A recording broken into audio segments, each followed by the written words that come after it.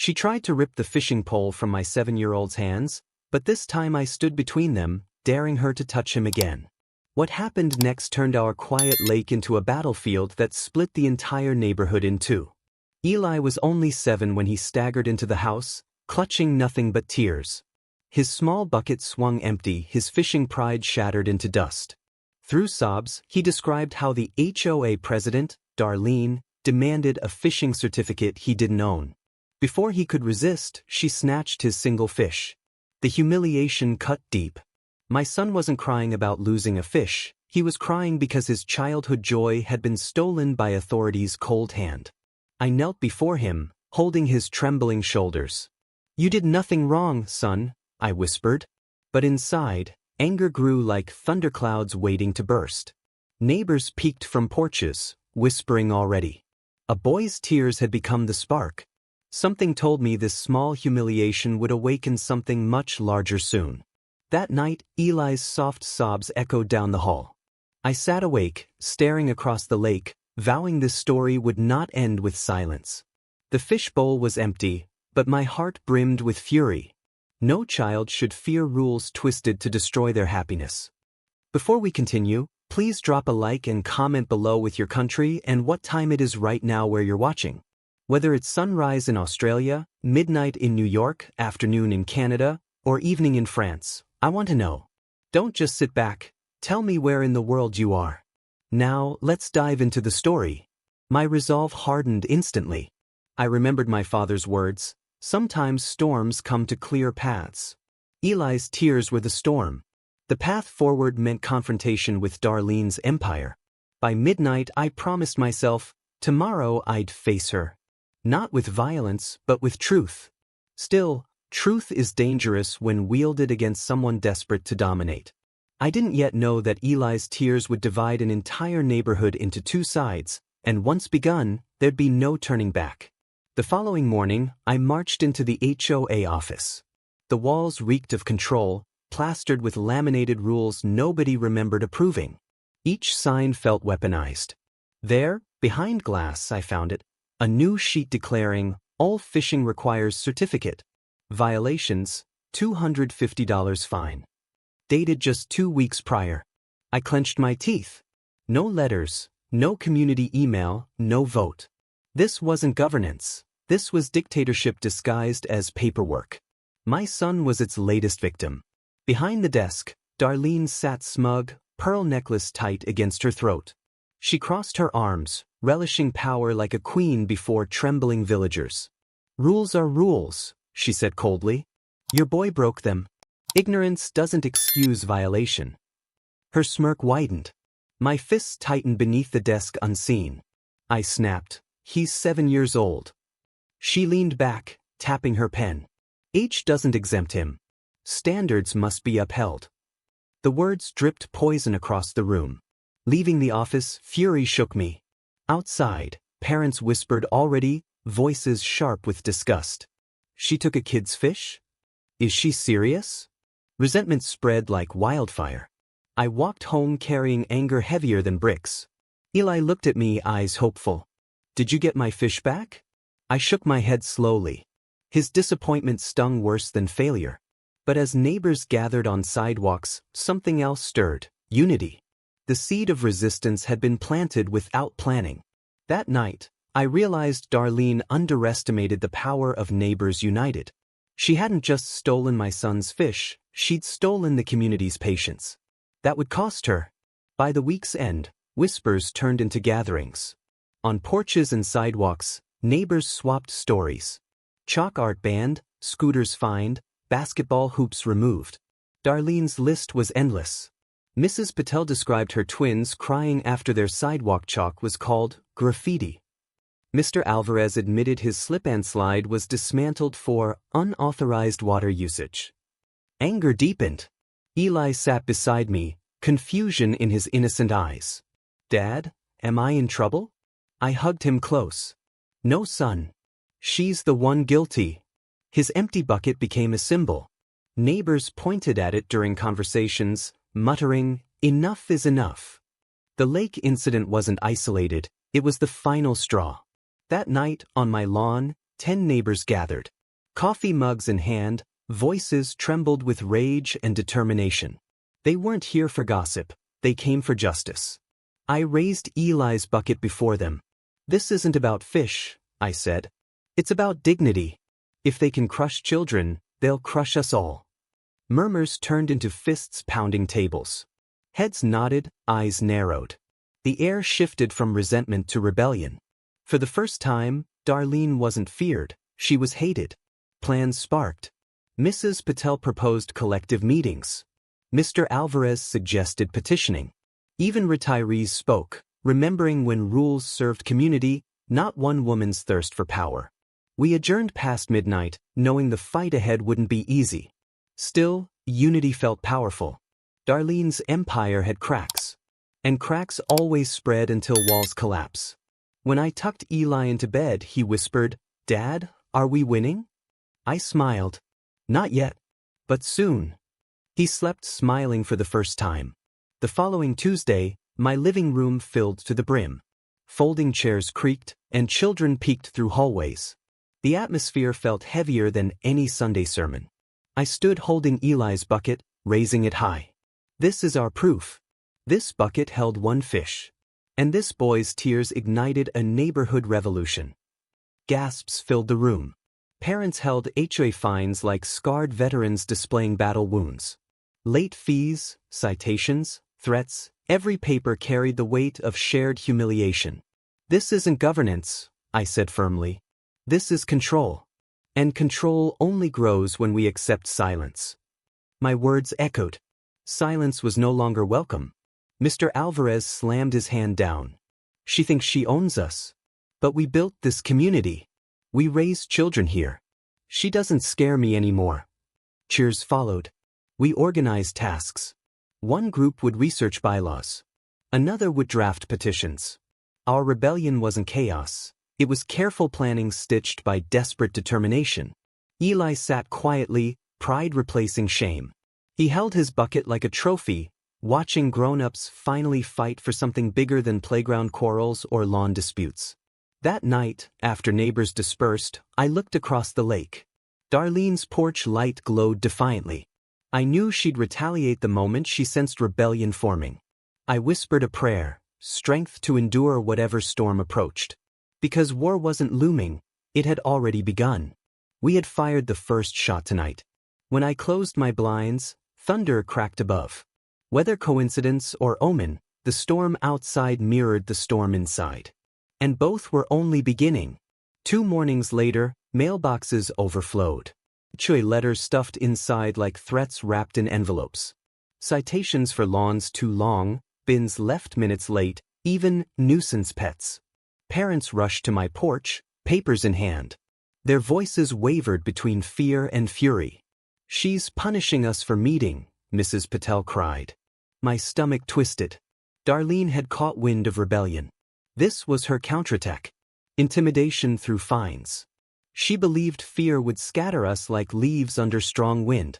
That evening, I confronted her outside her manicured porch. "Enough games," I warned. She smirked, adjusting her pearls. "You don't run this neighborhood." "I do." Her confidence was terrifying. But blinds shifted behind her.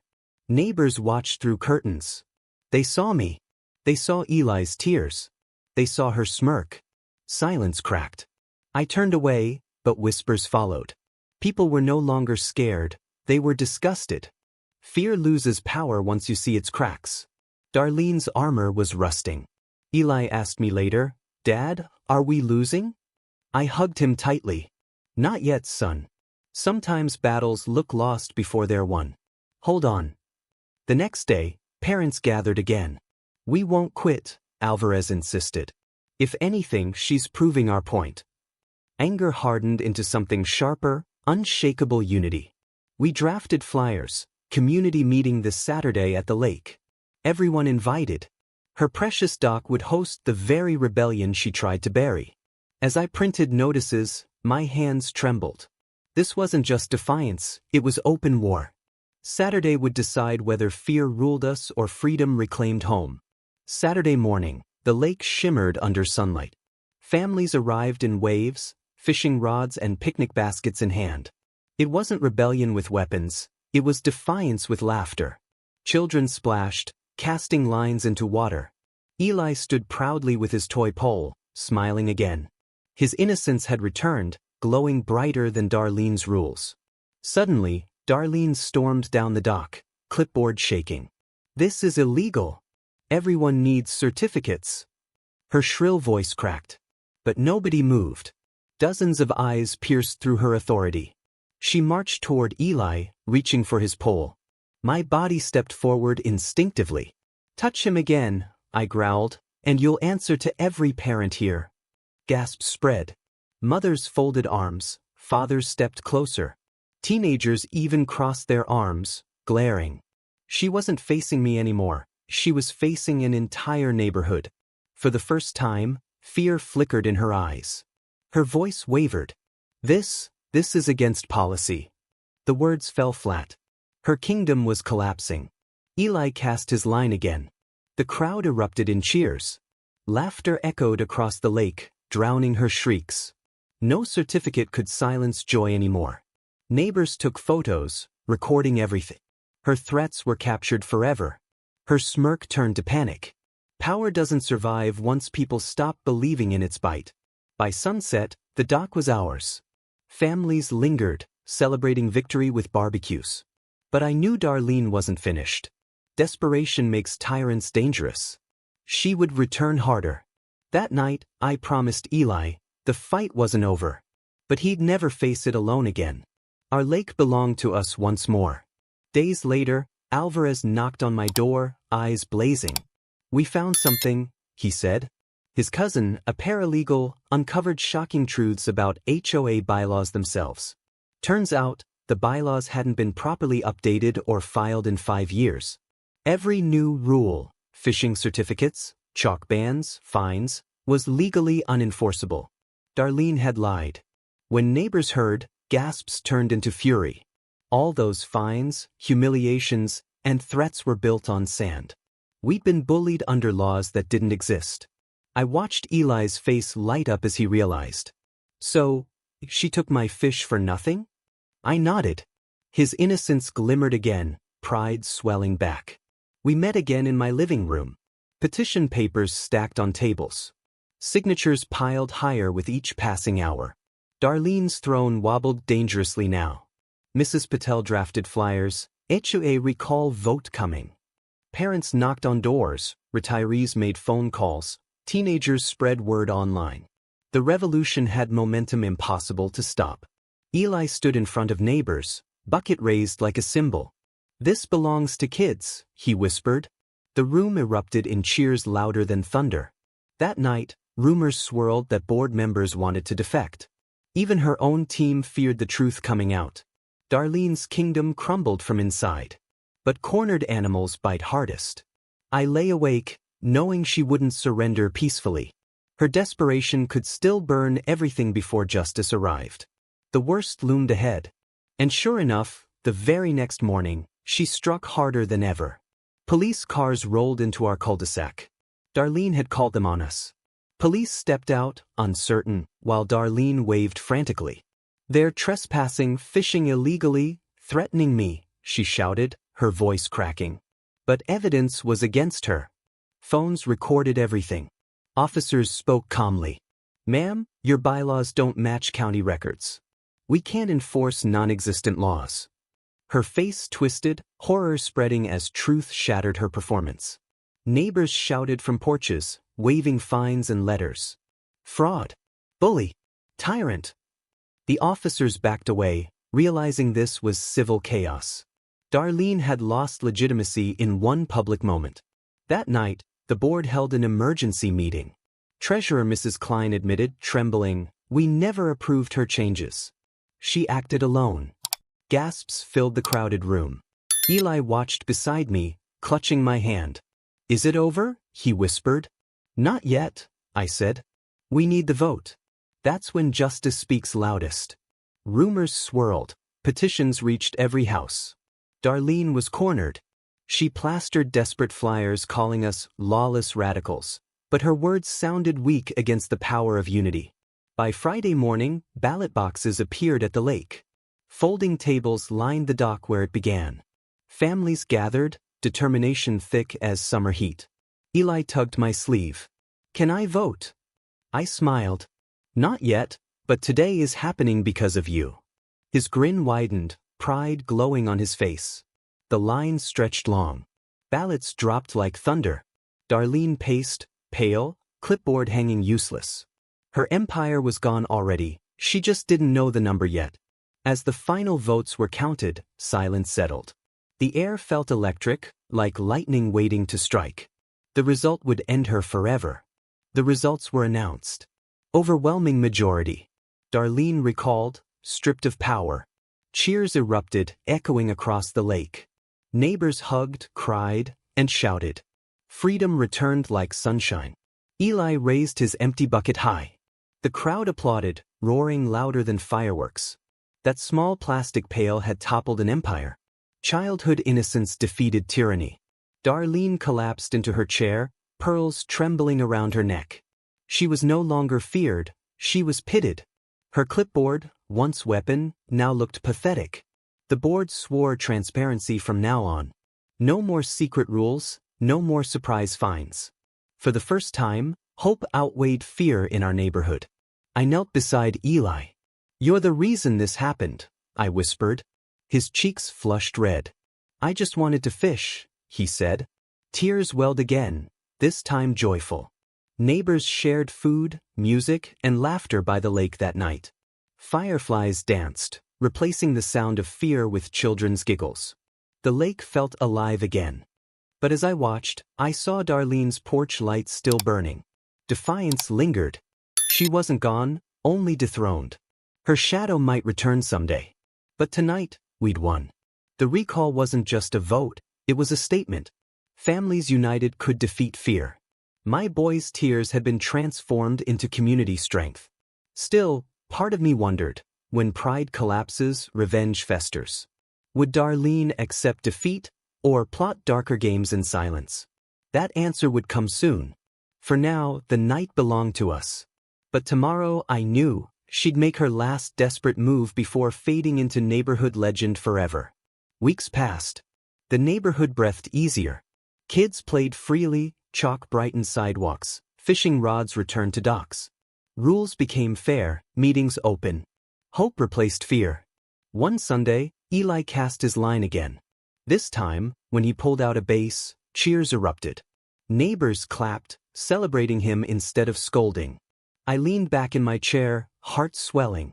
He beamed, proud and fearless. The fish wriggled in his hands, freedom shimmering in silver scales. "Dad," he whispered proudly, "this one's mine." I smiled, wiping a tear. "Yes, son. And so is this neighborhood. Nobody can take that away again." The board thanked families for patience. Darlene's name became taboo, a reminder of tyranny. Her porch light eventually dimmed, she sold her house and vanished silently. Eli released his fish back into the lake. "Go home, buddy," he whispered. The water rippled, sparkling beneath sunlight, reflecting the promise of freedom restored. I thought about the journey. One empty bucket had led to war, truth, and unity. My son had carried an entire neighborhood into change. Neighbors toasted lemonade cups that afternoon. To Eli, they said. My boy blushed, hiding behind me. But I knew he was the bravest among us. Years later, I still see him by that lake in memory, standing tall with his bucket. Innocence stolen, then returned stronger than before. The fish was gone, but dignity remained forever. What started with one crying boy ended with an entire neighborhood reclaiming its soul, and I'll never forget it.